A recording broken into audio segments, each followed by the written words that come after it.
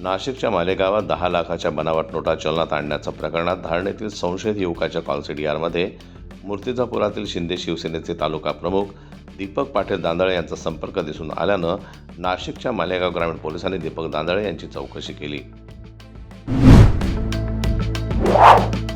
बीड शहराच्या जवळ असलेल्या आणि अभिनेता सयाजी शिंदे यांच्या संकल्पनेतून साकारलेल्या सह्याद्री देवराई प्रकल्पाला बुधवारी सायंकाळी 9 वाजण्याच्या सुमारास भीषण आग लागली।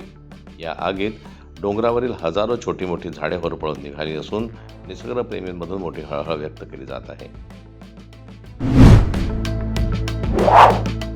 विदर्भामध्ये सध्या 400 कापूस खरेदी केंद्रे कार्यरत असून 18 डिसेंबरपर्यंत 3,34,769 शेतकऱ्यांनी कापूस विक्रीसाठी नोंदणी केली होती। दरम्यान त्यांच्याकडून केवळ 27,05,637 क्विंटल कापूस खरेदी करण्यात आला। भारतीय कापूस महामंडळानं मंगळवारी मुंबई उच्च न्यायालयाच्या नागपूर खंडपीठात प्रतिज्ञापत्र दाखल करून ही माहिती दिली। महाराष्ट्राच्या राजकारणात गेल्या 2 दशकांपासून ज्या क्षणाची प्रतीक्षा तमाम मराठी माणूस आणि शिवसैनिक करत होता तो क्षण अखेर उजाडलाय।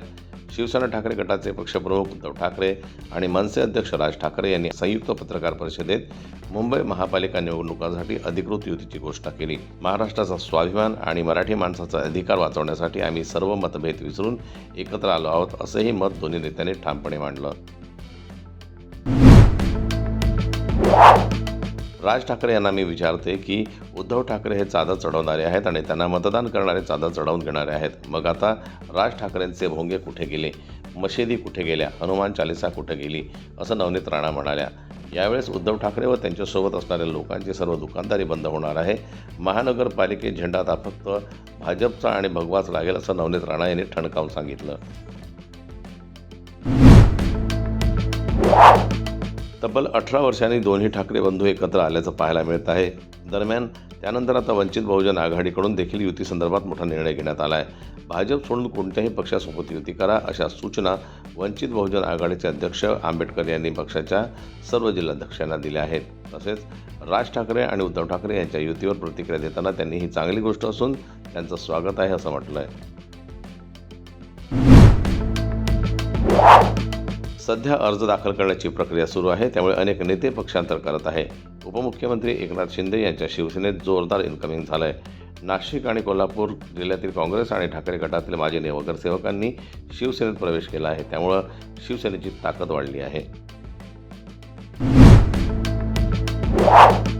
मुख्यमंत्री देवेंद्र फडणवीस यांनी राज ठाकरे आणि उद्धव ठाकरे यांच्या संभाव्य राजकीय एकत्रीकरणाबाबत आपली भूमिका स्पष्ट केली आहे। हे एकत्रीकरण राजकीयदृष्ट्या फार महत्त्वाचं नाही, असं मत मुख्यमंत्री देवेंद्र फडणवीस यांनी व्यक्त केलं आहे। फडणवीसांच्या मते ही युती केवळ संबंधित पक्षांना आपलं अस्तित्व टिकवण्यासाठी करावी लागणारी आहे आणि यातून फार मोठा राजकीय परिणाम अपेक्षित नाही। त्यांनी ठाकरेंच्या नेतृत्वावरील गटांवर मुंबईकरांचा विश्वासघात केल्याचा आणि मराठी माणसाला मुंबईबाहेर घालवल्याचा आरोप केला आहे।